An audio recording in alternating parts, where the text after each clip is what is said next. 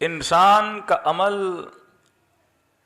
مقام معرفت سے تب دور ہوتا ہے جب انسان اپنی معرفت حاصل نہیں کر پاتا، کیونکہ مجلس ترحیم ہے، اور خدا نے برملا کہا کہ انا للہ و انا الیہ راجعون، تم سب میری طرف سے ہو اور تم سب میری طرف پلٹ کے آنے والے ہو۔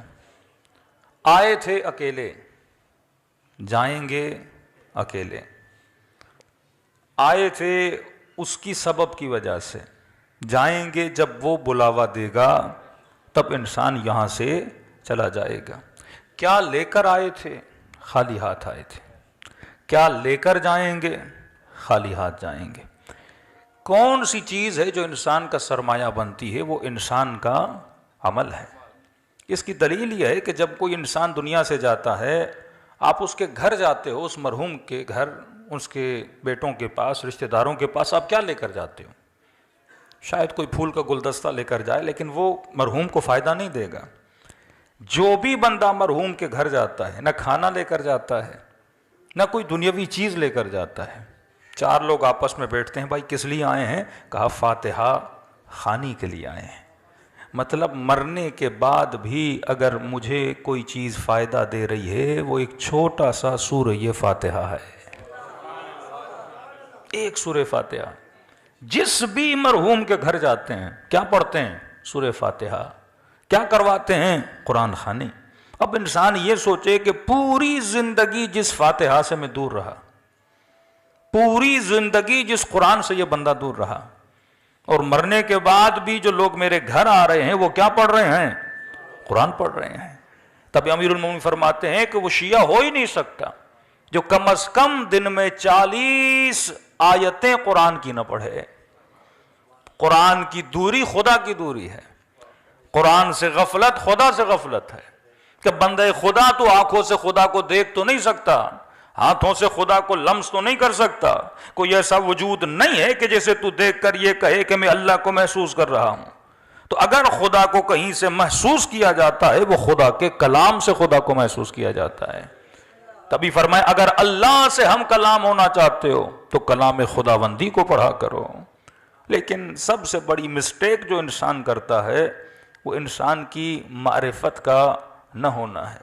یہی جملہ کہ انا للہ و انا الیہ راجعون، تم سب اللہ کی طرف سے ہو اور تم سب اللہ کی طرف پلٹ کے جاؤ گے۔ دنیا کی معرفت تو ہمیں بہت ہے، کہ کوئی پوچھے کہ کراچی کے علاقے کتنے ہیں، سڑکیں کون سی ہیں، کون سے علاقے ہیں جہاں غریب رہتے ہیں، کون سے علاقے جہاں امیر رہتے ہیں، ہم سب کو پتہ ہے۔ لیکن اس عالم میں جہاں ہم سب نے جانا ہے، اس کی ہمیں کتنی معرفت ہے کہ عالم برزخ میں کیا ہونا ہے، محشر کے مقامات کون سے ہیں، مرنے کے بعد کی زندگی انسان کی کیسے گزرے گی، اصلاً مرنے کے بعد ہم اپنے والدین سے مل پائیں گے کہ نہیں۔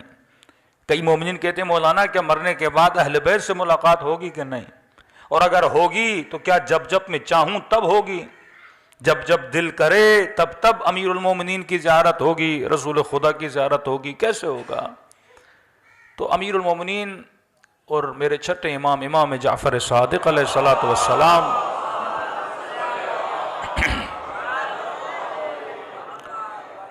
فرماتے ہیں دنیا کی زندگی اور آخرت کی زندگی میں ایک فرق ہے۔ دنیا کی ایک سوشل لائف ہے، جسے ہم اردو میں بولیں ایک اجتماعی زندگی ہے۔ مثلاً اگر ایک مولانا نے بھی یہاں تک آنا ہے تو کئی اسباب درکار ہیں، تب جا کر ایک مولوی یہاں پر آئے۔ اگر میں نے خطاب بھی کرنا ہے تو میری آواز آپ تک پہنچنے میں لاؤڈ کا ہونا ضروری ہے، لائٹ کا ہونا ضروری ہے، مجھے دیکھنے کے لیے آنکھوں کا ہونا ضروری ہے، آپ سے ہم کلام ہونے کے لیے آواز کا ہونا ضروری ہے، آنے کے لیے گاڑی کا بندہ محتاج ہے، یہاں تک کہ آپ کے سفرے پر جب ایک روٹی آتی ہے، یہ روٹی بھی کئی اسباب سے گزرتے ہوئے، کوئی کسان تھا جس نے دانہ ڈالا، گندم نکلی، گندم فلور مل میں گئی، آٹا بنا، آٹا آپ نے لیا، کوئی تھی جس نے روٹی بنائی، تب جا کے آپ کے سفرے پہ کیا آ گئی؟ روٹی آ گئی۔ یعنی یہاں بندہ جی ہی نہیں سکتا اگر انسان اسباب کے ساتھ جڑا ہوا نہ ہو۔ تبھی فرمایا جس کے اسباب جتنے مضبوط ہوں گے وہ زندگی اس کی اتنی کیا ہو جاتی ہے، آسان ہو جاتی ہے. لیکن فرمایا مرنے کے بعد جو زندگی ہے وہ زندگی بغیر اسباب کی زندگی ہے. یعنی یہاں بدن سے روح نکلی، اب وہ جو عالم ہے وہ عالم اسباب نہیں ہے.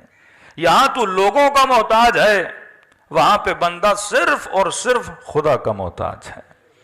وہاں ایک ہی سبب ہے اور وہ پروردگار عالم ہے. یعنی یہ نہیں کہ وہاں آپ کسی کے محتاج ہوں. تو دو جملے استعمال کیے، فرمایا یہاں کی زندگی سوشل لائف ہے، اجتماعی زندگی ہے، لیکن مرنے کے بعد جو زندگی ہے وہ انفرادی زندگی ہے. یعنی جیسے روح بدن سے نکلی، اب جو سفر انسان طے کرے گا یہ تک و تنہائی کا سفر ہے. اب یہ نہیں کہ باپ مدد کرنے کے لیے آ جائے، بھائی مدد کرنے کے لیے آ جائے، کوئی غیر مدد کرنے کے لیے آ جائے. کہ نہیں، جتنے سال انسان سفر کرے گا تک و تنہا سفر کرے گا. کہ مولا کیا وہاں پہ کوئی مدد نہیں ہوگی؟ فرمایا اگر وہاں پہ کوئی مدد ہوگی بھی تو انسان کے اپنے عمل کی مدد ہے. لمحہ لمحہ جو تو نے گزارا ہے، اگر وہ لمحہ ذکر خدا میں گزرا ہے وہاں پہ نعمت بن کر آئے گا. اگر غفلت میں گزرا ہے، دعائے 15 امام زین العابدین فرماتے آئے خدا میں پناہ مانگتا ہوں ہر اس لذت سے جس لذت میں تیرا ذکر نہ ہو. کہ بندہ لذتیں حاصل کرتا جائے لیکن خدا کا ذکر نہ ہو. کھانا اللہ کی لذت ہے لیکن بسم اللہ پڑھ کے بندہ یہ لذت حاصل نہ کرے تو یہ لذت عبادت نہیں ہے، یہ لذت انسان کے لیے غفلت بن جاتی ہے. تو فرمایا وہاں پہ اگر کوئی چیز تمہارے کام آئے گی وہ کیا ہے؟ انسان کا اپنا عمل ہے. اب اسی لیے معصوم فرماتے ہیں ہر مرنے والا جب مرتا ہے، اب یہ نہیں کہ کوئی اسے دیکھتا نہیں ہے، جتنے بھی اس کے مرحومین ہیں اس کی روح کو آتا ہوا دیکھتے ہیں اور آپس میں بولتے ہیں ارے جائیں اس کو ریسیو کریں، ارے جائیں اس سے باتیں کریں. لیکن یہ مرحومین اس کو بولیں گے ابھی اس سے بات کرنے کی ضرورت نہیں ہے، کیونکہ یہ سکرات کے لمحوں سے گزر کے آیا ہے اور سکرات انسان کے وجود پہ ایسا شوق ڈال دیتا ہے کہ انسان بات کرنے کی صلاحیت نہیں رکھتا. کیسے چند لمحے چھوڑ دو، اسے چند گھڑیاں چھوڑ دو تاکہ اسے سمجھ آ جائے کہ میں دنیا سے نکل کر عالم آخرت میں آ گیا ہوں. پھر فرماتے ہیں کئی لمحوں کے گزرنے کے بعد جب یہ مرحوم تھوڑا ریلیکس ہو جاتا ہے اب اس سے ملنے آتے ہیں اور اس سے ایک سوال کرتے ہیں کہ تو جہاں سے آیا ہے وہاں پہ ہمارا فلاں رشتہ دار جو تھا اس کے حالات کیسے ہیں. اس سے پتا چلتا ہے کہ اوپر والوں کو نیچے والوں کے حالات کا پتا نہیں ہے اور نیچے والوں کو اوپر والوں کے حالات کا پتا نہیں ہے. لہٰذا یہ حالات کی معلومات کس سے لیتے ہیں؟ جو دنیا سے وہاں جا رہا ہے. کہ یہ بتا جو وہاں پر ہے اس کے حالات کیسے ہیں. یہاں تک بھی ان کو علم نہیں ہے کہ زندہ ہے یا مر گیا ہے، مالی حالات کیسے ہیں، زندگی کیسے گزر رہی ہے. فرماتے اگر یہ بولے گا کہ وہ مر چکا ہے تو ان کے چہروں پہ مایوسی آ جاتی ہے. اس کا مطلب مر تو چکا ہے لیکن ہم اس سے ملے نہیں ہیں، اور اگر ہم نہیں ملے تو اس کا مطلب یہ ہے یہ وادی سلام کی طرف نہیں گیا ہے، وادی برہوت کی طرف گیا ہے. اور اگر یہ سنتے ہیں کہ وہ زندہ ہے تو ان کے چہروں پہ خوشی آ جاتی ہے. اس کا مطلب ابھی تک اس عالم میں آیا نہیں ہے اور وہ دعا کرتے ہیں کہ پروردگارا اگر مر جائے تو اسے وادی سلامتی میں لا کر کھڑا کر دینا. صلوات پڑھے محمد وعلی محمد پر.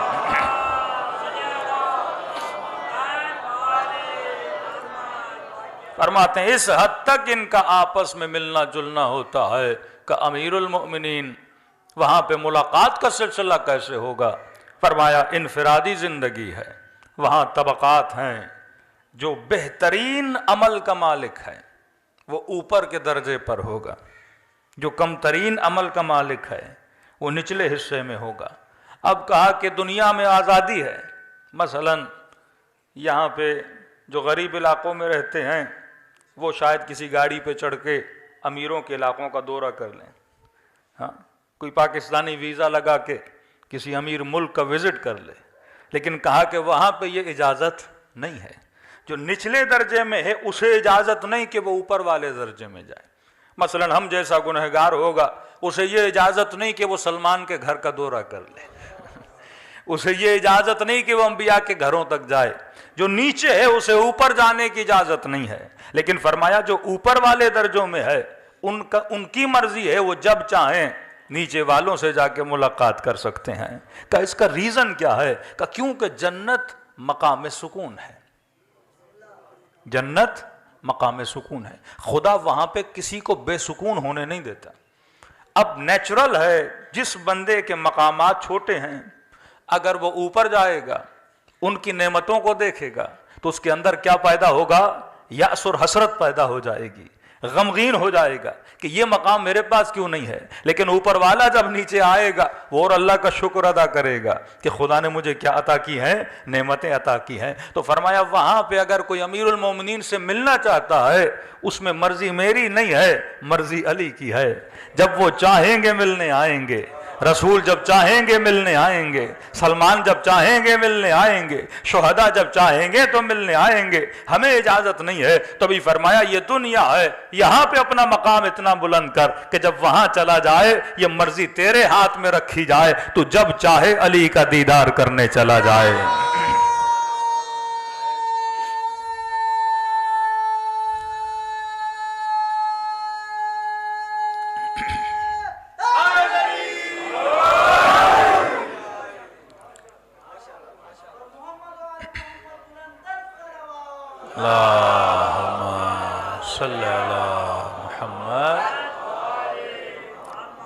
دوسرا سوال کیا کہ مولا کیا جس طرح یہاں پہ آپ لوگ آپس میں گیدر ہو گئے، جمع ہو گئے، کہ کوئی جمع ہی نہیں ہوتا کہ زندگی واقعاً تک و تنہا ہے؟ فرمان نہیں، ہفتے میں ایک دن اللہ نے رکھا ہے جس میں مومنین کو اللہ کیا کرتا ہے؟ جمع کرتا ہے۔ کہاں پہ جمع کرتا ہے؟ فرمایا وادی السلام میں جمع کرتا ہے۔ یہ لفظ آپ نے بہت سنا ہوگا، وادی السلام اور وادی برہوت۔ اب یہ وادی السلام ہے کہاں جہاں پہ مومنین کو جمع کیا جائے؟ امیر المومنین اپنے ایک صحابی کے ساتھ کوفے سے نکلے، فرماتے ہیں کوفے کے 2 فرسخ یعنی 5-6 کلومیٹر 7 کلومیٹر کوفے سے ذرا دور ہوئے، تو مولا کا صحابی کہتا ہے تا حد نگاہ قبریں تھیں، قبرستان، اور جیسے وقت غروب قریب آیا، سورج اترنے کے قریب آیا تو امیر المومنین وہاں رک گئے، اور رکنے کے بعد علی نے کلام کرنا شروع کیا، باتیں کرنا شروع کی۔ اب کہتا ہے میری سمجھ میں نہیں آ رہے باتیں کس سے کر رہے ہیں، کیونکہ سامنے مجھے کوئی نظر نہیں آ رہا۔ اب میں نے کہا شاید مولا مردوں کو سلام کر رہے ہیں، السلام علیکم یا اہل لا الہ الا اللہ۔ یہ جملہ بڑا عجیب ہے کہ اے اہل لا الہ الا اللہ، ہم پر تمہارا سلام ہو۔ مطلب مرنے کے بعد ہر بندہ اہل لا الہ الا اللہ بن جائے گا، ہر بندہ معرفت خدا کو حاصل کر لے گا، ہر بندہ مقام پروردگار عالم کو جان جائے گا، کیونکہ موت معرفت کا ایک وہ پہلو ہے کہ جیسے بدن سے روح نکلتی ہے تو معرفت کا ایک ہلکی سی جھلک انسان میں آتی ہے، پروردگار عالم کی قرب خدا انسان کو ملتا ہے۔ تو کہتے ہیں امیر المومنین نے باتیں کرنا شروع کی، لیکن یہ کلام اتنا طولانی ہوا کہ گھنٹوں گزر گئے۔ کہتے ہیں میں تھک کے زمین پہ بیٹھ گیا، بالآخر میری ہمت جواب دے گئی، میں نے کہا امیر المومنین میں بیٹھ کے تھک گیا ہوں اور آپ ابھی تک کھڑے ہیں اور کلام کر رہے ہیں۔ امیر المومنین فرماتے ہیں اے میرے پیارے صحابی، اگر تمہاری آنکھوں سے اللہ پردے ہٹا دے تو حلقاً حلقہ تم یہاں پہ لوگوں کے گروہ دیکھو جو عالم برزخ سے وادی السلام میں آئے ہیں اپنے امیر المومنین سے ہم کلام ہونے کے لیے۔ ہر شب جمعہ ارواح کہاں آتی ہیں؟ وادی السلام میں آتی ہیں۔ اب وادی السلام یہ فزیکل وادی السلام نہیں ہے، لیکن ایک ایسی جگہ جہاں انبیاء کی ارواح، جہاں امیر المومنین کی روح موجود ہے، اور وہاں پہ کیا آ کر لے دنیا مقام عمل ہے۔ اب کئی لوگ کہتے ہیں مولانا کیا مرنے کے بعد عمل ختم ہے؟ ہم مرنے کے بعد کوئی عمل نہیں ہے کہ بندہ یہ کہے کہ مرنے کے بعد 2 رکعت نماز پڑھ کے اپنا عمل بڑھاؤں گا، 4 روزے رکھ کے اپنا عمل بڑھاؤں گا، 2 حج کر کے اپنا عمل بڑھاؤں گا، خیرات کر کے اپنا عمل بڑھاؤں گا۔ مرنے کے بعد کوئی عمل نہیں ہے۔ فرمایا مرنے کے بعد عمل نہیں ہے، لیکن علم حاصل کرنے کی اجازت خدا ضرور دیتا ہے۔ یعنی مرنے کے بعد عمل میں اضافہ نہیں ہوتا، لیکن مرنے کے بعد انسان کے علم میں اضافہ ہوتا ہے۔ اور جب ان ارواح کو وادی السلام میں لایا جاتا ہے اور اہل بیت کی محفل میں آتے ہیں تو ان کے وجود کے علم میں کیا ہوتا ہے؟ اضافہ ہوتا رہتا ہے۔ تبھی ایک شہید کی ماں، ایک ایرانی شہید تھا، کہتے ہیں ڈیلی جاتی تھی شب جمعہ رات کو اپنے بیٹے کی قبر پہ بیٹھتی تھی اور یہاں تک کہ صبح ہو جاتی تھی، زیارت عاشورہ پڑھا، قرآن پڑھا، مختلف اعمال انجام دیتی رہتی تھی، اور کئی دنوں کے بعد اس نے اپنے بیٹے کو خواب میں دیکھا۔ اب خواب کے عالم میں کیا دیکھتی ہے کہ بیٹا ماں سے ملنے کے لیے آیا ہے، یہ بھی اپنے بیٹے سے ملتی ہے، لیکن کہتی ہے میں دیکھتی ہوں کئی مومنین ہیں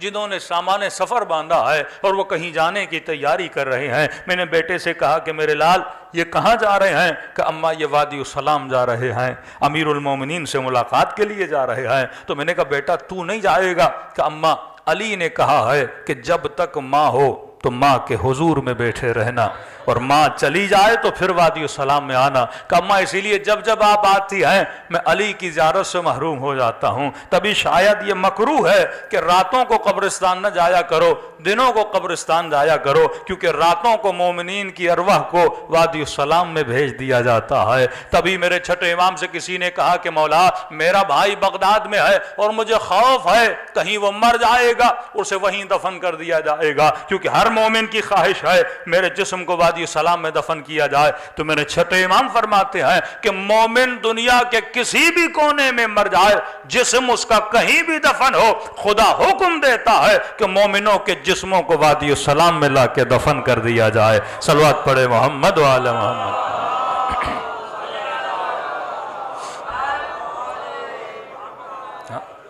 تو بندے کا مومن ہونا ضروری ہے۔ اور علی سے پوچھا کہ مومن کون ہے؟ تو مولا فرماتے ہیں مومن کیس ہوتا ہے۔ کیس کا مطلب مومن تیز ہوتا ہے۔ ہمارے یہاں لفظ تیز تھوڑا نیگیٹو معنی میں استعمال ہوتا ہے کہ جناب بڑے تیز ہیں، لیکن امیر فرماتے ہیں شارپ، کین۔ مومن کیس، مومن عقل مند ہوتا ہے۔ اب عقل مندی کا پتہ کہاں سے لگے؟ کسی کے ماتھے پہ تو نہیں لکھا کہ جناب عقل مند ہیں یا بے وقوف ہیں۔ اور پھر فرمایا کہ علی کا چاہنے والا سب سے بڑا عقل مند ہوتا ہے۔ شیعت علی ابن ابی طالب، یہ فرمایا مقام عقل پر فائز ہوتے ہیں۔ اب دو لفظ آپ کی خدمت میں رکھ کے جا رہا ہوں اور اختتام مجلس، تاکہ آپ کو پتہ چل جائے کہ میں نے زندگی کیسے گزارنی ہے، اور ایسی زندگی گزاروں کہ جب دنیا سے جاؤں اور جب اہل بیت سے ملاقات ہو، جب ملاقات خداوندی ہو، تو انسان کا استقبال ایسے ہو جیسے کسی مومن کا استقبال ہوتا ہے۔ فرمایا کہ علی کا چاہنے والا عقل مند کین اینڈ شارپ۔ جناب مختار کا جو قبیلہ نکلا ماننے والے، ان کو کہا جاتا تھا کہ کیسانیہ، کیونکہ جناب مختار کو رسول نے لقب دیا تھا یہ رجل کیس، ایک تیز بندہ، ہوشیار بندہ۔ مختار کو پتا تھا کہ میں نے کب کیا کرنا ہے۔ امیر المومنین کا دشمن، کسی نے کہا کہ یا علی آپ کا دشمن بڑا عقل مند ہے۔ نہج البلاغہ کے جملے، مطلب جو سیاست میں مات دے، جو ہر میدان میں جنگ جیت جائے، تو لوگ کہتے تھے یہ عقل مند ہے۔ لیکن امیر المومنین نے فرمایا العقل ما عبد بالرحمن، عقل سے اگر بندہ رحمان کی عبادت کرے تو یہ عقل مندی ہے، لیکن اگر اپنی عقل سے شیطان کی عبادت کرے تو یہ بندہ بے وقوف ہے۔ تو امیر نے دو لفظ استعمال کیے، فرمایا عقل اور مکر۔ فرمایا وہ جو کر رہا ہے وہ مکر ہے، علی جو کر رہا ہے وہ کیا ہے؟ عقل ہے، کہ میں نے ہر حال میں جنگ نہیں جیتنی، کہ مولا کے لشکر پر اور لشکر کے پانی پر مد مقابل کے لشکر نے قبضہ کر لیا، اور بڑی جد و جہد کے بعد یہ پانی امیر المومنین نے پھر اپنے قبضے قدرت میں لایا۔ مظلومیت اہل بیت یہ تھی، جو اہل بیت کو مانتے تھے انہی کے وجود میں معرفت امیر المومنین نہیں تھی۔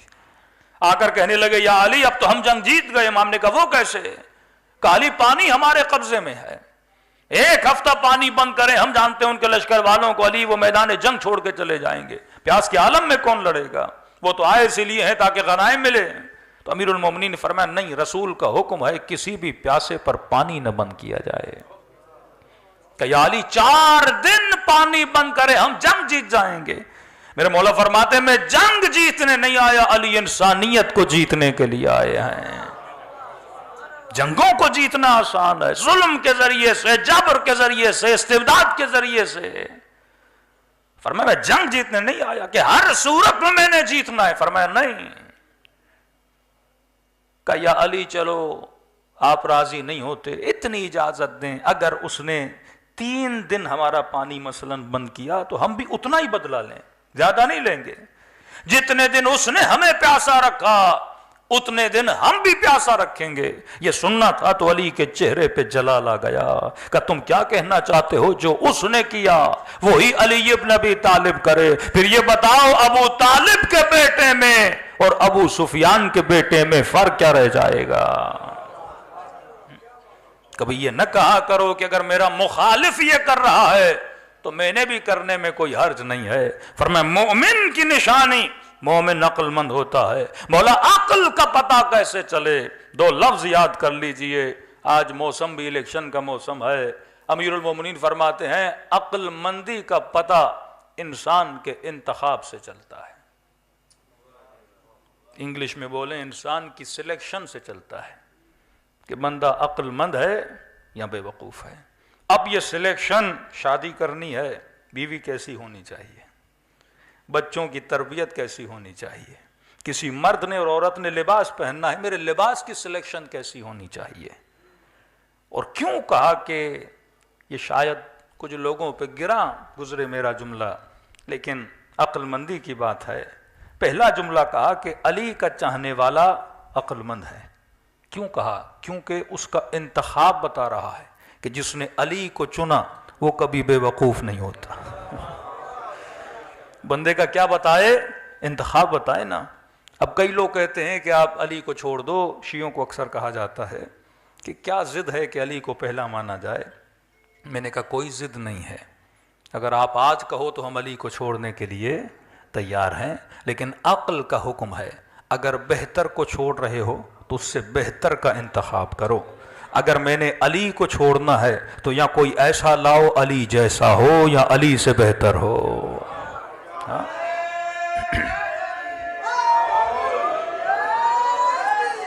شجاعت میں علی سے بہتر، حسب میں علی سے بہتر، نسب میں علی سے بہتر، ولادت ہو تو اللہ کے گھر میں، شہادت ہو تو اللہ کے گھر میں۔ اور کیا مقام دیا خدا نے، جس مہینے میں شہادت ہوئی وہ سارے مہینوں سے افضل، اس مہینے کی جس رات میں شہادت ہوئی وہ ساری راتوں سے افضل، اور اس رات کی جس عبادت میں شہادت ہوئی وہ ساری عبادتوں سے افضل۔ نماز تمام عبادتوں سے افضل ہے، اور اس نماز کی بھی جس نماز میں شہادت ہوئی، صبح کی نماز، وہ 5 نمازوں میں افضل، اور اس نماز کے بھی جس رکن میں شہادت ملی، سجدہ، وہ سارے ارکان سے افضل۔ اگر فضیلت ہے، میں بارہا جوانوں کو کہتا ہوں یہ زمانہ وہ نہیں، یہ آج کل ٹی وی پہ بڑے مناظرے چل رہے ہیں اور کبھی کبھی مجھے ہنسی بھی آتی ہے، کیونکہ 98% آف شیعہ اینڈ سنی کسی کے گھر میں بھی اپنے مکتب کی کتابیں نہیں ہیں۔ آپ روڈ پہ چلتے پھرتے کسی برادر اہل سنت سے پوچھیں گھر میں بخاری ہے، کہے گا نہیں۔ کسی شیعہ سے پوچھیں گھر میں بہار ہے، کتب اربع ہیں۔ اب ایک کتاب سب کے گھر میں ہے، وہ قرآن ہے، وہ بھی اتنی محترم ہے، ہم نے کپڑوں میں لپیٹ کے بند کر کے رکھ دی ہے کہ یہ میں نے تو پڑھنی نہیں ہے، مرنے کے بعد شاید کوئی آ کے پڑھ لے۔ ہاں، کسی کے گھر میں اپنے مکتب کی کتابیں نہیں ہیں، اور جب مناظرے ہوتے ہیں تو کیا دکھایا جاتا ہے؟ کتابیں۔ وہ بخاری دکھائے گا، وہ مسلم دکھائے گا، یہ بہار دکھائے گا، یہ کتب اربع دکھائے گا۔ اب وہ مفتی اور مولوی جو کتاب دکھا رہا ہے، آپ ویریفیکیشن کہاں سے کرو گے؟ تو آپ کا ایک ہی سورس ہے مولوی، جھوٹ بولے تو آپ نے مان لیا، سچ بولے تو مان لیا، کسی کو کافر کہا تو مان لیا، کسی کو مومن کہا تو مان لیا۔ تو سب سے خطرناک سورس بنا مولوی، کیونکہ کتابیں تو آپ نے پڑھنی ہے نہیں، مولوی کو پتا ان کے گھر میں کتابیں ہیں ہی نہیں۔ بڑا نادر اور شادر ہوتا ہے کہ میں مجلس پڑھوں اور مجلس کے بعد آ کر کوئی پوچھے مولانا کہاں سے پڑھا، بالکل نہیں ہوتا۔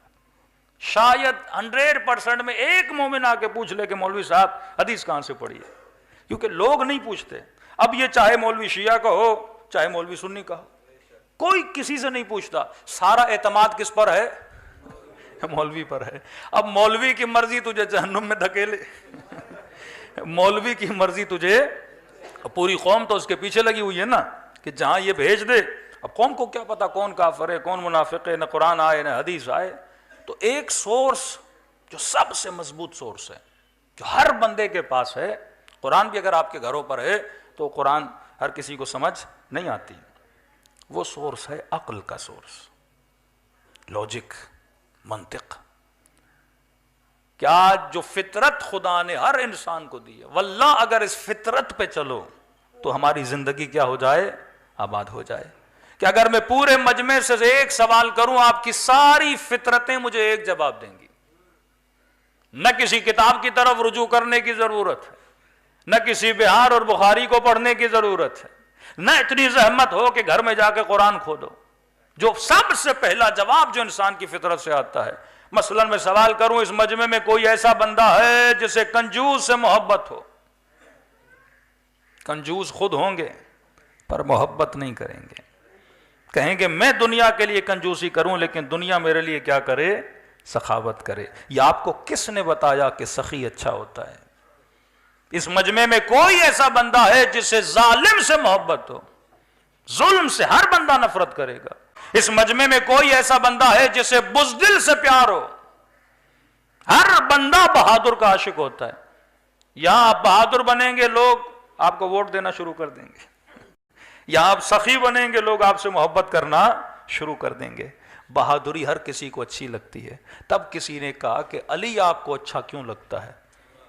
میں نے کہا قصور ہمارا نہیں، فطرت کا قصور ہے.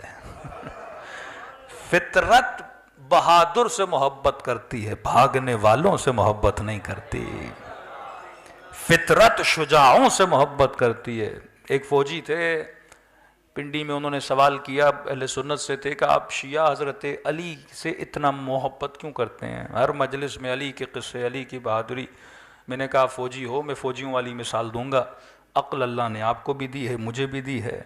میں نے کہا بارڈر پہ 5-6 فوجی ہوں، دشمن حملہ کرے، 3-4 بھاگ جائیں، ایک وہاں ڈٹا رہے، لڑتا رہے، اس سے محبت کرو گے یا نہیں؟ کہ یہ کیسی باتیں، دنیا کی کوئی بھی فوج ہو وہ ڈٹ کے لڑنے والے سے کیا کرتی ہے؟ محبت کرتی ہے. نشان حیدر بھی دیتی ہے. میں نے کہا جواب خود بھی دے رہے ہو پھر بھی پوچھ رہے ہو کہ ہم علی سے محبت کیوں کرتے ہیں؟ فطرت کا مسئلہ ہے. نہ ہماری کوئی رشتہ داری امیر المومنین سے، کہاں عجم اور کہاں عرب، لیکن اتنا عشق کہ میں سر کٹانے کے لیے تیار ہے. اتنا عشق کہ چھوڑنے کے لیے تیار نہیں. کیونکہ عقل جب حق کو پہچان لیتی ہے تو چھوڑتی نہیں. تو خلاصہ ایک جملہ اور ربط مصیبت، میرے عزیز امیر المومنین فرماتے ہیں اگر تمہارا انتخاب اچھا ہے، انتخاب عقل کی بنیاد پہ ہونا چاہیے، شہوت کی بنیاد پہ نہیں، لالچ کی بنیاد پہ نہیں، شہرت کی بنیاد پہ نہیں، طاقت کی بنیاد پہ نہیں. جنہوں نے حسین ابن علی کو اس لیے چنا تھا کہ حسین کو حکومت ملے گی، آدھے راستے میں چھوڑ کے چلے گئے. جنہوں نے علی کو اس لیے چنا تھا کہ علی حاکم بنیں گے، لہٰذا علی ہمیں 4 گورنریاں دے دیں گے، اور جب مولا نے نہیں دی تو جنگ جمل کو کھڑا کر دیا. جنہوں نے اہل بیت کو اس لیے چنا کہ شاید علی سے مال و منال ملے گا، لالچ کی بنیاد پہ انتخاب کیا. فرمایا جو شادیاں حسن کی بنیاد پہ ہوتی ہیں، یہاں حسن گیا یہاں محبت چلی گئی. جو دوستیاں مال کی بنیاد پہ ہوتی ہیں، یہاں مال گیا تو محبت چلی گئی. جو دوستیاں اقتدار کی بنیاد پہ ہوتی ہیں، جہاں اقتدار گیا وہاں آپ کو پتا ہے کہ سیاسی منظرنامے میں کیا ہوتا ہے. فرمایا انتخاب ہونا چاہیے کس بنیاد پر؟ عقل کی بنیاد پر. اگر عقل کی بنیاد پہ شادی کرو، عقل کی بنیاد پہ نوکری کرو، عقل کی بنیاد پر اپنے امام کا انتخاب کرو، عقل کی بنیاد پر دوستوں کا انتخاب کرو، تو زندگی سکون سے گزرے گی اور میں سمجھ تمار جیسی زندگی گزرے گی.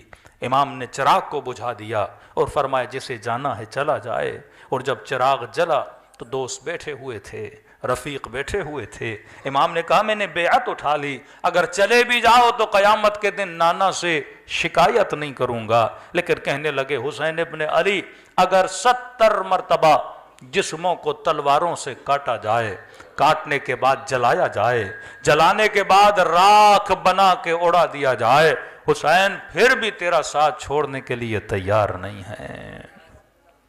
امیر المومنین بستر مرگ پر ہیں، شہادت قریب ہے. مولا کا ایک صحابی قصیدے پڑھنے لگا مولا کی شان میں. امام نے کہا حسن اسے بلاؤ. جب جناب حسن نے بلایا، امام نے کہا کہ آج تو قصیدے پڑھ رہا علی تیرے سامنے ہے، لیکن یہ بتاؤ کل جب علی نہیں رہیں گے کیا اسی طرح علی کا ساتھ دو گے؟ کہ مولا واللہ لو قطعت عربا عربا، خدا کی قسم اگر تلوار سے ٹکڑے ٹکڑے بھی ہو جائیں علی تیرا ساتھ نہیں چھوڑوں گا. حکومت امیر شام آئی، اسے پکڑا گیا اور کہا کہ کر علی کی شان میں گستاخی. کہا کہ مر جاؤں گا نہیں کروں گا. کہ بیٹوں کو مار دیں گے کہ مار دو. کہ زندہ جلا دیں گے کہ جلا دو. کہ اتنا اعتماد تیرے وجود میں کیوں ہے؟ کہ یہ خبر علی نے پہلے سے دی تھی اور میں نے اسی وقت وعدہ کیا تھا. دنیا کی زندگی اور تکلیف لمحوں کی تکلیف ہے، لہذا حکم دیا گیا کہ اسے قتل کر دیا جائے. جب تلوار لے آنے والا اس کا سر قلم کرنے لگا تو اس نے کہا کہ اگر زحمت نہ ہو مجھ سے پہلے میرے بیٹوں کو قتل کرو. کہا کہ تو کیسا باپ ہے جو بیٹے کو مرتا ہوا دیکھنا چاہتا ہے؟ کہنے لگا کہ مسئلہ بیٹوں کی محبت کا نہیں، مسئلہ حق کی محبت کا ہے، مسئلہ علی کی محبت کا ہے. مجھے خوف ہے کہیں مجھے مرتا ہوا دیکھیں اور علی کے دامن کو چھوڑ نہ دیں. پہلے انہیں جنت میں بھیجوں گا، پھر میں خود علی کی قدم بوسی میں جاؤں گا. یہ ہے حق کی پہچان. اگر انتخاب عقل کی بنیاد پر ہو تو دنیا میں بھی سکون ہے، آخرت میں بھی سکون ہے. فرمایا شیعو ایک بات یاد رکھنا، اے اہل بیت کے چاہنے والوں ایک بات یاد رکھنا کہ اہل بیت سخی بھی ہیں، اہل بیت کریم بھی ہیں. سخی وہ جو مانگنے پہ عطا کرے، کریم وہ جو نہ مانگنے پر عطا کرے. یہ کرم خدا ہے کہ آج مجلس حسین میں موجود ہو. ہر بندہ عاشق امام حسین ہے، ہر بندے کی چاہت ہے خدا اسے زیارت امام حسین نصیب کرائے. بارہا میں مجلسوں میں عرض کر چکا کہ ایک مولا کا بوڑھا عاشق بدن سے معذور تھا، مالی اعتبار سے بے انتہا فقیر تھا. اس نے کیا دیکھا کہ لوگ کربلا کی طرف جا رہے ہیں، 40 کے دن تھے. تو جیسے اس نے بسوں کو کربلا کی طرف جاتا ہوا دیکھا تو اس کی آنکھوں میں آنسو آ گئے. گھر گیا اور مصلی پہ 2 رکعت نماز زیارت امام حسین پڑھی اور شکایت کی اپنے امام حسین سے کہ مولا کیا تیری زیارت صرف امیروں کے لیے ہے؟ مولا کیا معذوروں کو کربلا نہیں بلاؤ گے؟ کیا غریبوں کو کربلا نہیں بلاؤ گے؟ عاشق جب دیکھے نا کوئی میرے معشوق سے ملنا جا رہا ہے تو تڑپ اٹھتا ہے. کہتا ہے رو رو کے اسے سجدے میں نیند آ گئی. خواب کے عالم میں امام حسین کی زیارت نصیب ہوئی. امام نے فرمایا آئے بوڑھے عاشق، وہ کربلا جائیں گے اور حسین کی زری کو دیکھیں گے. میں نے خواب میں آ کے اپنے چہرے کی زیارت تجھے کرائی ہے. کہ وہ ابھی کربلا پہنچے نہیں ہیں، حسین خود چل کے تیرے خواب میں آئے ہیں. کبھی یہ نہ کہا کرو کہ ہم کریم نہیں ہیں، لیکن ایک بات سن لے اپنے امام کی، زندگی میں ایک بار بھی اگر ہو سکے میری کربلا آنا ضرور. کیونکہ مرنے کے بعد جب اس کے ثواب کو دیکھو گے اور اگر نہ ہوگا تو پچھتاؤ گے. آغا گل پائگانی سے کسی نے بیٹے نے خواب میں دیکھا کہ بابا اگر دنیا میں ایک دن ملے کون سا کام کرو گے؟ نماز، روزہ، حج و زکوٰۃ. فرمایا بیٹا ایک دن بھی ملے نا میں امام رضا کی زیارت کو جاؤں گا. کہا کیوں؟ کہ یہ تو مرنے کے بعد پتا چلا ہر کی ہوئی زیارت کے بدلے میں 3 مرتبہ امام رضا مجھ سے ملنے کے لیے آئے اور میں تجھے نہیں بتا سکتا اس ملاقات کا سکون کیا ہے. کہ مولا اگر نہ آ سکوں کربلا تو کیا، آپ تو کریم ہیں. مر جاؤں گا منکر و نکیر کہیں کہ بدبخت حسین کا عاشق تھا، ایک ثواب زیارت لے کر نہیں آیا. فرمایا ہم کریم ہیں، آ سکو تو آؤ، لیکن اگر نہ آ سکو تو ہم نے ثواب کا دروازہ تیرے لیے بند نہیں کیا. ہم کریم ہیں. مولا کیسے حاصل کروں یہ ثواب زیارت؟ فرمایا خلوص دل سے مجھ حسین کو ایک سلام کیا کرو.